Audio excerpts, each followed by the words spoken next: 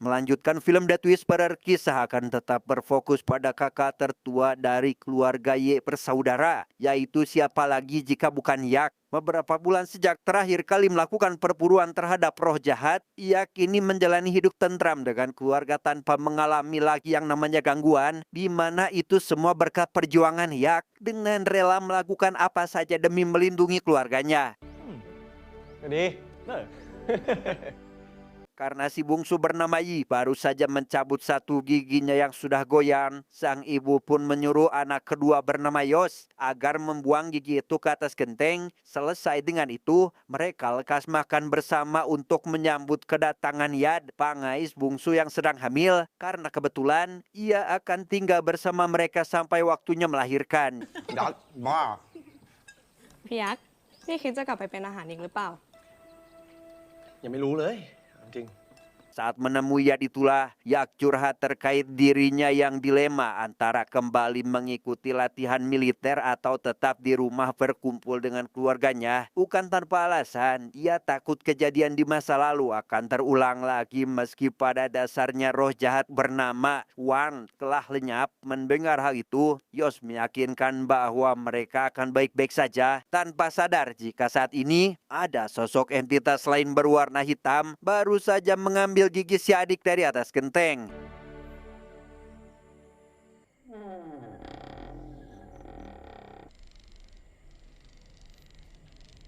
Keesokan harinya saat ia hendak pulang sekolah, ia mendapat gangguan dari sosok entitas hitam semalam yang dapat dipastikan bahwa itu bukan Puang atau makhluk yang sempat meneror keluarganya beberapa tahun lalu. Entah apa tujuan entitas tersebut, takut tentu Yi rasakan, apalagi saat ini ia sedang sendirian, sehingga Yi langsung bergegas pergi ke arah gerbang berharap bisa keluar, tetapi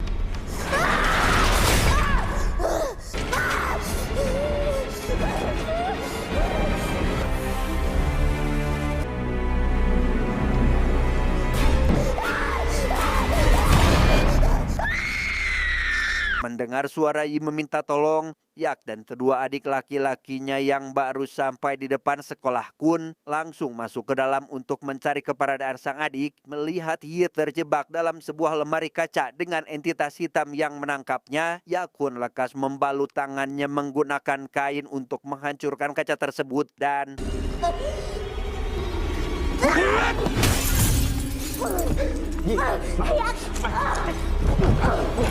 masalah lain pun muncul di mana kali ini entitas hitam itu merasuki tubuh Yi. Tidak hanya satu, ada entitas lain memasuki tubuh seorang penjaga sekolah sehingga kedua adik Yakun tidak dapat berbuat apa-apa untuk membantu. Apalagi setelah entitas itu membacakan mantra, yang mana mantra tersebut sama persis seperti apa yang sering Puang bacakan.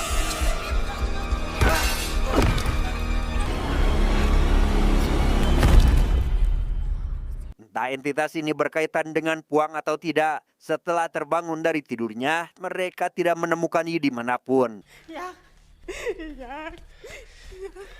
Sepulangnya ke rumah, Yak meminta bantuan Sersan untuk mencari keberadaan Yi. Setelah cukup lama berpikir, Sersan akhirnya setuju untuk membantu dan menyarankan Yak bersama ketiga adiknya untuk berkomunikasi dengan arwah adik mereka yaitu Yam melalui papan roh untuk bertanya terkait lokasi Yi saat ini. กฎของผีถ้วยแก้วมีอยู่3 ข้อ Sebelum dimulai, Sersan mengingatkan 3 aturan penting, yaitu mereka harus yakin bahwa arwah di dalam gelas adalah Yam, dan kedua, harus mempertahankan jari di atas gelas. Sedangkan yang ketiga adalah jangan membiarkan gelasnya pecah, karena itu akan membuat arwah Yam terjebak di dunia nyata atau salah satu jiwa mereka akan tersedot ke alam gaib. พุทโธทา Ya.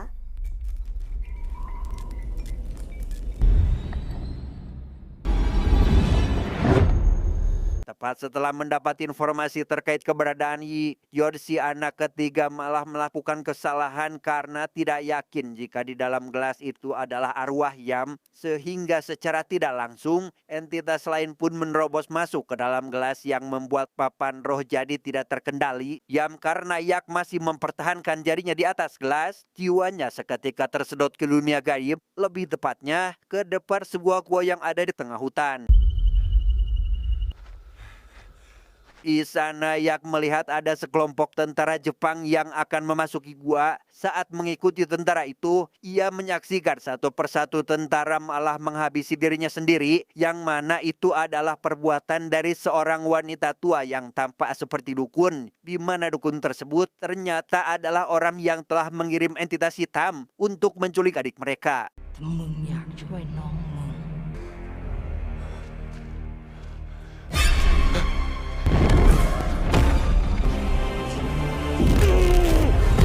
Dengan bantuan Sersan, Yak pun akhirnya berhasil diselamatkan. Setelah kondisinya pulih, ia langsung berkemas karena besok akan pergi menuju lokasi sesuai petunjuk dari Yam, di mana sang ayah yang merasa khawatir pun lantas mengajukan diri untuk ikut, namun langsung ditolak karena si ayah harus tetap di rumah untuk menjaga Ya dan sang ibu.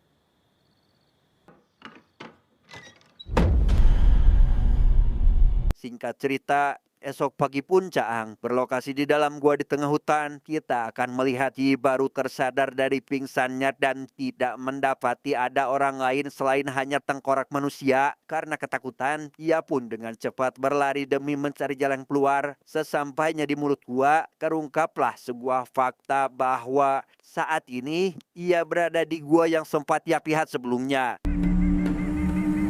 ไอ้บ่องโฉนดเปียงเนี่ยมันคืออะไรจ๊ะ Di waktu yang sama, Yak bersama Sersan saat ini sedang dalam perjalanan menuju hutan angker. Sersan menjelaskan bahwa jalur hutan yang akan mereka tuju dulunya ada sebuah desa yang mana warganya telah dibabat habis oleh penjajah Jepang. Dan sejak kejadian itu, banyak rumor mengatakan jika setiap orang yang datang ke sana tidak pernah bisa kembali. ใจเย็นยักษ์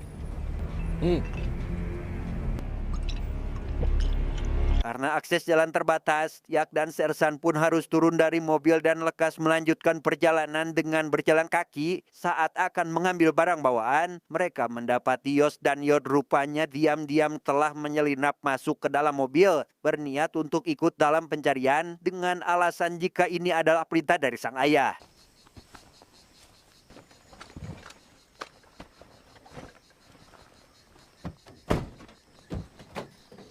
Sebelum memasuki hutan yang dituju, Yak CS harus melewati sungai yang diyakini sebagai pembatas atau gerbang masuk menuju kawasan entitas hitam, di mana air sungai yang terlihat tenang namun keruh melambangkan adanya sebuah bahaya yang tersembunyi di bawah permukaannya.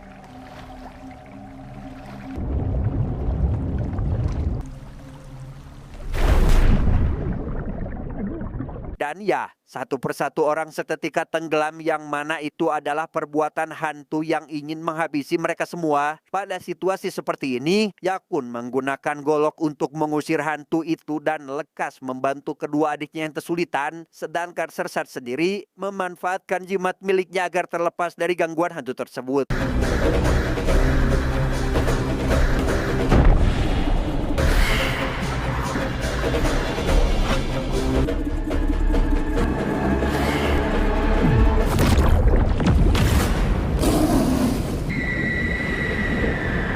Setelah mengganti pakaian, Yak CS pun langsung melanjutkan perjalanan dan dengan cepat mereka mencari keberadaan Yi saat mendengar adanya suara teriakan. Hingga tak lama, Yi akhirnya bertemu lagi dengan Yak. Namun itu tentu saja bukan kakak sulungnya, melainkan entitas hitam yang sedang menyamar sehingga... กลัวอี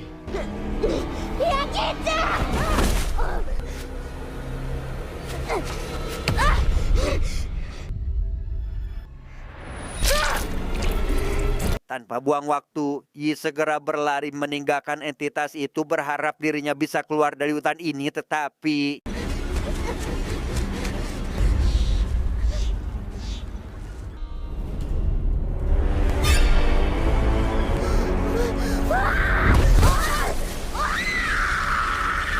Sementara Yi diseret masuk lagi ke dalam gua oleh si dukun, Yak CS kini sampai di sebuah pedesaan dan bertemu dengan teteh kepala suku di sana bernama, kita panggil saja Yuli. Setelah menceritakan terkait tujuannya datang ke hutan ini, Yuli menjelaskan bahwa tempat ini adalah hunian bagi jiwa-jiwa para pendahulu yang masih memakan korban jiwa sampai saat ini. น้องสาวสูคงไม่รอดแล้วล่ะ กลับไปซะ น้องสาวผมยังปลอดภัย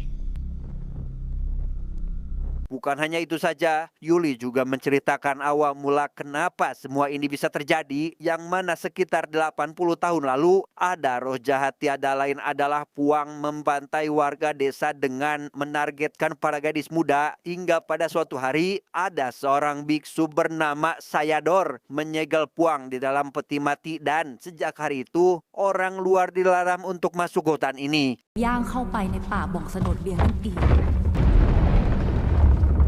เรื่องทั้งหมดมันเพิ่งเริ่มต้นขึ้นต่างหาก Di sini jugalah kita akhirnya akan mengetahui alasan kenapa Puang sempat kembali berkeliaran hingga meneror keluarga Yak. 53 tahun sejak Puang disegel, terjadi perang Pasifik di mana tentara Jepang datang ke hutan ini dan menghabisi warga desa yang menolak patuh ketika dipaksa bekerja, sehingga si dukun yang tak terima melihat perbuatan tentara Jepang tersebut bekerja sama dengan warga yang selamat untuk membangkitkan Puang dari tidur panjangnya demi membalaskan dendam warga desa atas apa yang Jepang lakukan terhadap mereka. หวังให้มันช่วยแก้แค้นไอ้พวกเด่นนรก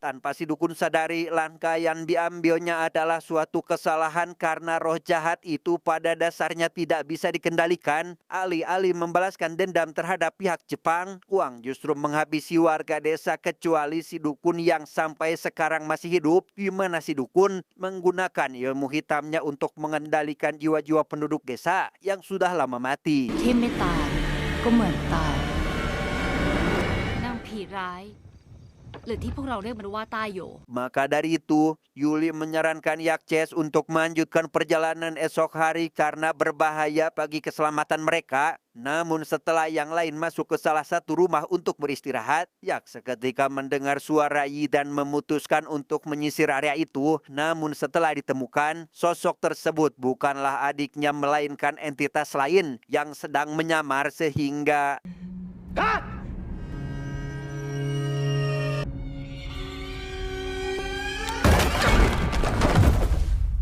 Ya, tak sengaja masuk ke dalam sebuah perangkap yang membuatnya harus berakhir dengan terkurung dalam sebuah peti mati. Ia pun langsung berjuang sekuat tenaga demi bisa keluar dari sana sebelum kehabisan nafas dengan sersan CS yang mulai mencari di mana saat ini Yak berada.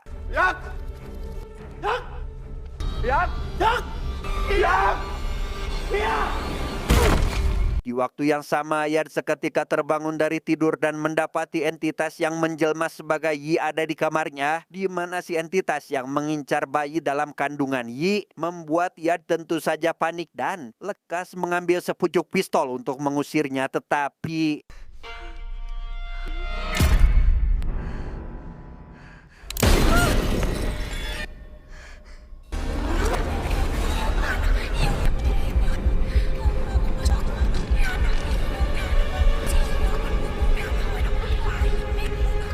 Entah bagaimana nasibnya, keesokan paginya Yak Ches terlihat kembali melanjutkan perjalanan diantar oleh Yuli dan asistennya. Setibanya di kawasan terlarang, masing-masing dari mereka diwajibkan untuk menyimpan sebuah lonceng keramat karena itu dipercaya dapat mengusir roh jahat dan akan bersembunyi saat ada entitas lain yang mendekat.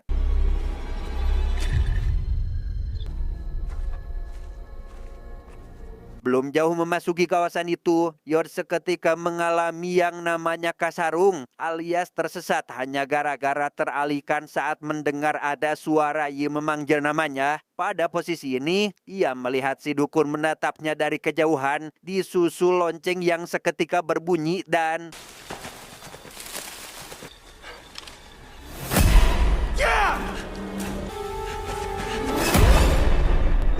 Yakce sendiri kini masih mencari keberadaan Yod dan hanya menemukan loncengnya tergeletak. Tak lama, lonceng milik mereka seketika berbunyi yang mana itu adalah pertanda bahwa ada entitas lain sedang ada di dekat mereka sehingga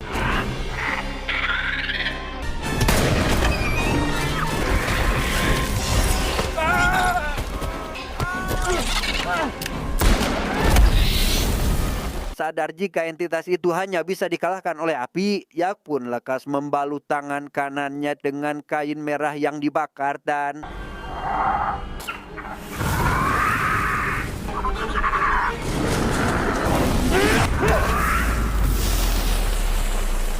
sementara Yak dimarahi asisten Yuli karena telah membuat roh penunggu hutan marah, Yos sendiri melipir ke sebuah rawa bermaksud untuk membersihkan tangannya yang terluka tanpa menyadari di sana ada entitas lain yang kini menjelma sebagai Yod dan langsung membawanya entah kemana.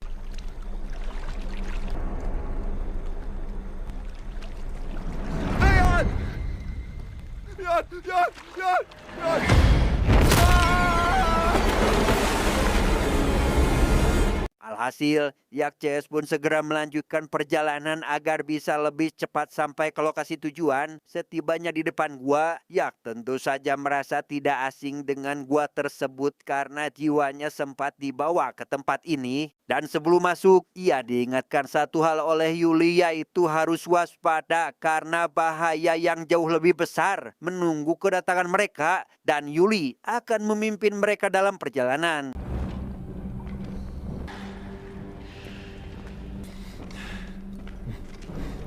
Saat menyusuri gua itulah, Yak dan Yuli terpisah dari Sersan dan si asisten akibat mengejar entitas yang menyerupai Y. Tak punya waktu untuk mencari keberadaan mereka, ia dan Yuli kembali melanjutkan perjalanan hingga pada akhirnya berhenti saat mendengar lonceng berbunyi yang ternyata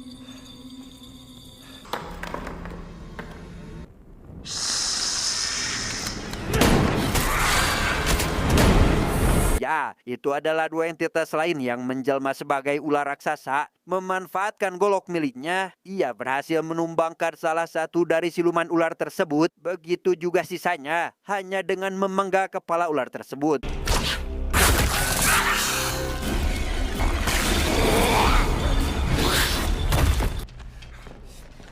Sersan dan si asisten sendiri kini disibukkan oleh entitas yang menjelma sebagai tentara. Menggunakan lonceng keramat, Sersan berhasil mengalahkan entitas itu dengan cara menghantam bagian babatoknya.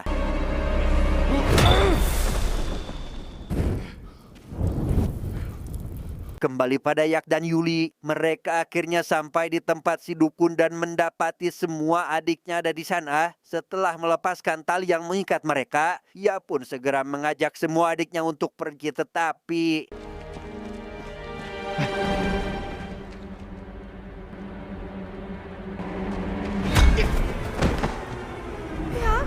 saat kembali sadar, Yak sudah dalam posisi tergantung dengan si dukun yang kini menampakkan bebanguknya, di mana ia ternyata akan dijadikan tumbal oleh si dukun untuk memperkuat ilmu hitam miliknya, sekaligus membangkitkan Puang dengan alasan ingin mendapatkan tapadian.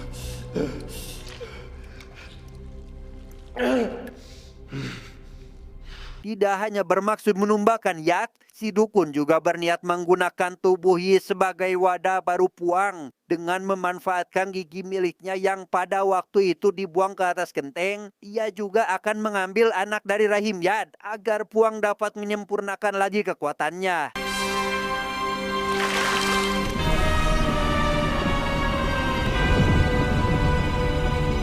Tepat setelah ritual dilakukan dan Puang mulai menampakkan dirinya, si dukun yang hendak mengambil anak dari rahim Yad pun ritualnya digagalkan oleh Sersan yang datang tepat waktu. Pada situasi ini, Yuli memanfaatkan kesempatan itu untuk menyelamatkan Yak sehingga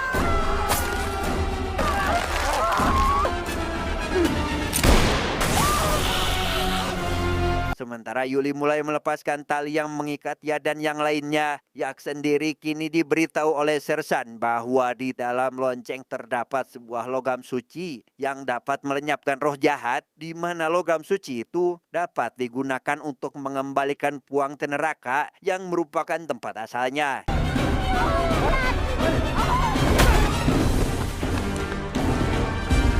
Masalah lain pun muncul di mana kali ini si asisten dan Yuli dihabisi oleh entitas hitam. Tapi entah siapa kedua orang ini sebenarnya. Mereka berdua seketika menghilang dari Len, tepat disaksikan langsung oleh Yak.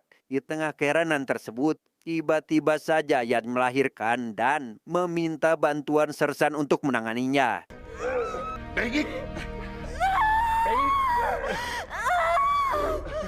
Bengเลยลูกแบง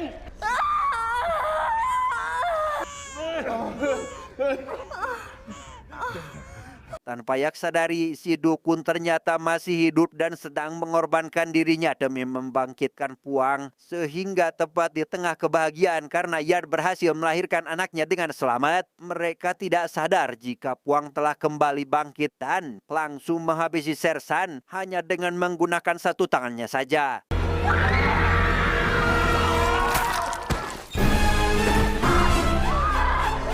Alhasil, Yak CS pun kembali dibuat kalang kabut karena tidak dapat menyentuh roh jahat itu. Namun di tengah keputusasaan mereka, Yuli dan si asistennya tiba-tiba saja kembali dalam kondisi sehat karena ternyata mereka sedari awal bukanlah manusia, melainkan jiwa korban pembantaian Kuang di masa lalu. ข้าเคยถูกเจ้าฆ่าตายมาแล้ว แล้วพวกมึงจะทำอะไรกูได้เหรอ Melihat jiwa si asisten akan dihisap, Yuli dengan cepat menyuruh Yak untuk menikam Puang menggunakan pisau yang dilumuri air ketuban dan...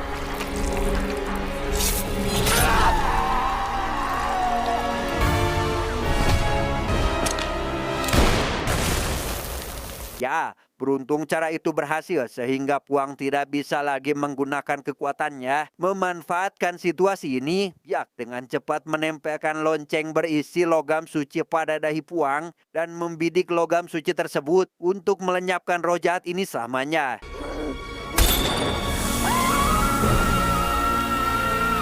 Karena portal neraka tidak lama lagi akan tertutup, Yak diminta oleh Yuli untuk mengembalikan Puang ke neraka agar tidak datang lagi ke dunia nyata. Sempat terjadi ketegangan karena kakinya ikut ditarik masuk. Yak akhirnya berhasil selamat dan keluar lagi dari portal neraka dalam kondisi masih hidup.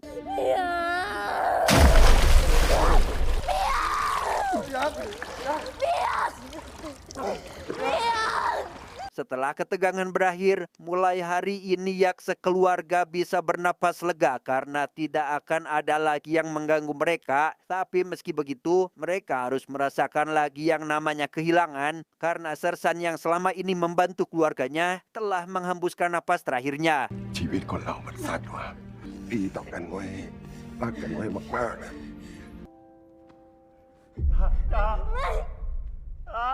Tamat, ending yang sangat membagongkan.